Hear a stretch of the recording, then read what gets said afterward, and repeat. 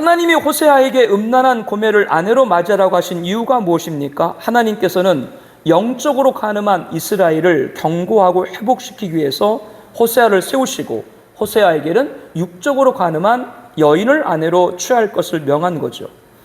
호세아는 육적으로 가늠한 아내를 옆에 두고 또 언제 다른 정부에게로 갈지 모르는 상황에서 이스라엘 향해 우상 숭배 영적 간음을 책망하고 하나님께 돌아오는 회복의 메시지를 증거했습니다.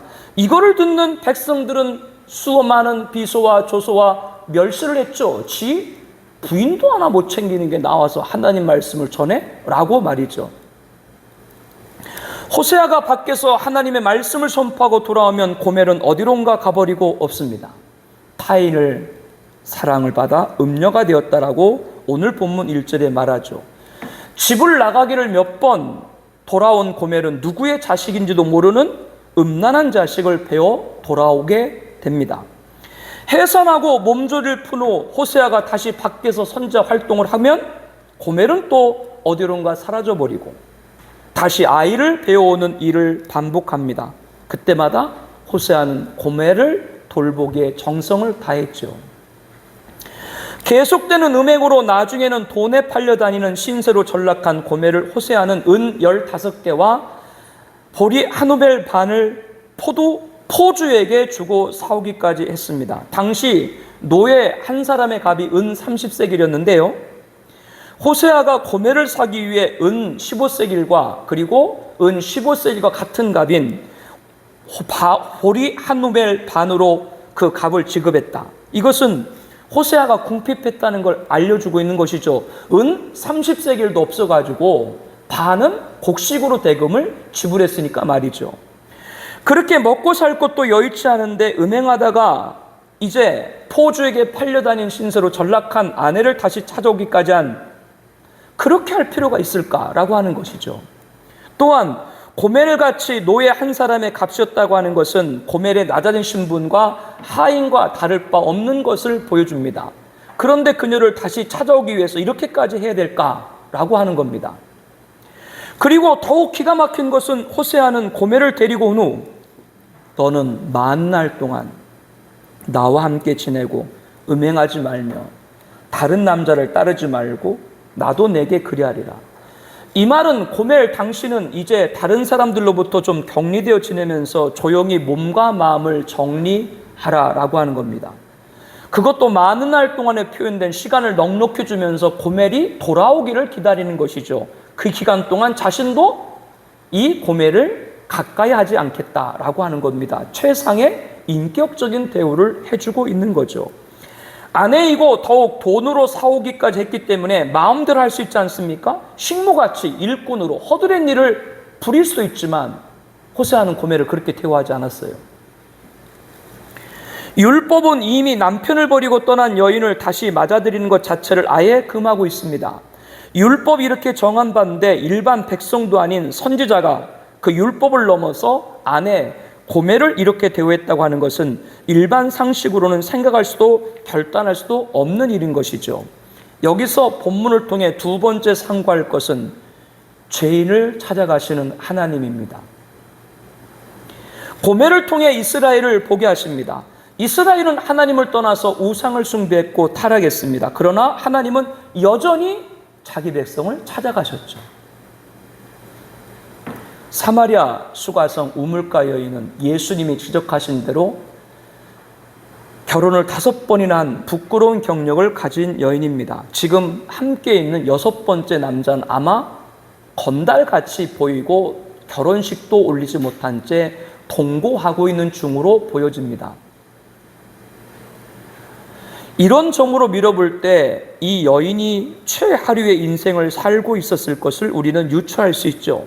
몇십 가구에 불과한 손바닥만한 동네에서 그 여인이 받은 수모는 상상을 뛰어넘었을 것일지도 모릅니다. 누구 하나 찾아오는 사람도 없고 찾아갈 사람도 없는 창살 같은 감옥에서 지내는 것이 이 사마리아 수가성 여인의 모습이었죠.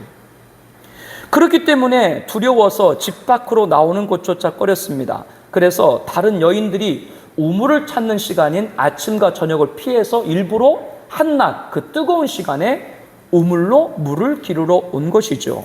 그런데 중요한 것은 예수님께서 이 여인이 그 시간 물을 기르러 오실 걸 아시고 팔레스타인의 뜨거운 한낮의 시간 유대에서 사마리아까지 피땀을 흘리면서 찾아갔다라고 하는 겁니다. 저는 수요일 정도면 주일 설교, 다음 주 주일 설교를 거의 마칩니다. 그날 지난 목회를 돌아보면서 여러 일들을 한번 회상을 해봤습니다. 교회를 섬기다 보면 여러 부류의 분들을 만나게 되는데 특히 개성을 가진, 아주 독특한 개성을 가진 분들로 인해서 놀라기도 합니다. 정상적인 것을 기대하기가 불가능해 보일 정도인 경우도 있습니다. 어려움을 당한 가정의 출신은 그래도 양호한 편이고요. 다른 교회로 집사로 있었다라고 하는 분이 술을 마시고 싸움을 해서 경찰서에 붙여가는 일도 있고요. 여자 청년이 실혼했다고 음독 자살을 하는 것도 봤고요. 또 아들이 귀신 들렸다며 고쳐달라고 데려오는 사람이 있는가 하면 교회가 아내를 꼬드겨가지고 재산을 빼돌려고 한다라고 하면서 석유, 휘발유를 들고 교회에 불을 질러러 오신 분들도 봤습니다. 말은 얼마나 잘하는지 거짓에 거짓을 더하고 목사를 속이고 성도를 속이고 자기 한 말을 손바닥 뒤집듯이 한 번에 뒤집고 덮어 씌우기까지 하는 사람들도 있었습니다. 철저히 위선적으로 사는 사람들도 보았습니다. 자신이 가진 죄를 커버하기 위해서 남들에 대한 비판의 강도와 잘못을 부각시키고 그래서 내가 너보다 낫다 혹은 너나 나나 다를 바 없다 이렇게 자기 죄를 묻어가려고 하는 그런 이들도 보았죠. 어쩌다 제대로 된 믿음을 가진 정상적인 신앙생활하는 부부라도 만나게 되면 마치 보배라도 얻은 것처럼 마냥 반갑고 기쁘게 느껴집니다. 그런데 그런 사람들은 조금이라도 마음에 맞지 않으면 금세 교회를 떠나버리고 떠나버릴 때 그냥 떠나버린 것이 아니라 벌집 쑤시듯 교회를 온통 뒤집고 하는 분들도 계셨죠. 그래서 교회는 사실 하루하루가 영적 전도의 현장이라고 할 수 있습니다. 그렇기 때문에 항상 기도하는 거예요. 기도하는 자리에 하나님의 역사가 있고 하나님의 역사가 있기 때문에 마귀가 흔드는 거예요. 그거를 우리가 잘 분별하면 돼요. 그러나 이러한 분들로 인해서 어려움을 겪지만 그럼에도 불구하고 목사님과 성도님들이 사랑으로 돌봐주고 말씀으로 가르치고 하나님께서 그런 동안에 우리 자신이 먼저 하나님 앞에 무릎을 꿇게 하시고 우리 자신이 먼저 그분들을 돌보면서 은혜를 받게 하시고 그 모난 성격의 소유자를 감당할 수 있는 인격의 성숙을 우리로 하여금 만들어주시고 마치 회복적인 중환자를 다듯이 조심스럽게 대하고 모든 것을 참으며 모든 것을 바라고 모든 것을 견디게 하나님이 그렇게 만드시는 것이죠. 수가성 여인을 만나기 위해 뜨거운 햇살을 받으면서 걸음을 재촉하셨던 예수님께서는 우리를 찾아오셨습니다. 그렇다면 또 하나 명심해야 될 것이 있습니다. 예수님이 찾아간 사람이라면 우리도 찾아가야 됩니다. 아무리 천하고 손가락질을 당하는 자라고 할지라도 예수님이 찾아가면 우리도 찾아가야 한다라고 하는 것이죠. 나 자신도 더러운데 불구하고 내 모습 이대로 만나주신 예수님이십니다. 아멘. 예수님이 그렇게 하셨는데 그 예수님의 제자된 저와 여러분들이 당연히 그렇게 해야 하는 것이죠. 하나님은 음란한 고멜 그 아내를 통해서 이스라엘의 영적 우상 숭배하는 그 더러운 죄악을 보게 하신 거죠. 그런데도 하나님께서는 그 이스라엘을 버리지 않고 찾아가셨다라고 하는 겁니다. 그렇다면 우리도 찾아가야 되는 것이죠. 하나님의 찾는 사람과 내가 찾는 사람이 달라서는 안 됩니다. 하나님, 난 도대체 저 사람하고 안 되겠어요. 하나님은 뭐라 그러세요? 내가 그 사람을 찾는데 우리에게 이렇게 말씀을 하시는 거죠. 하나님이 죄인이라도 찾아갔다면 나도 찾아가야 됩니다. 호세아는 하나님이 찾아가러 하니까 고멜을 찾아가서 나중엔 어떤 처지? 포주에 팔려서 떠돌이 되는 신세깔이 된 그를 자기 돈을 주고 사왔죠.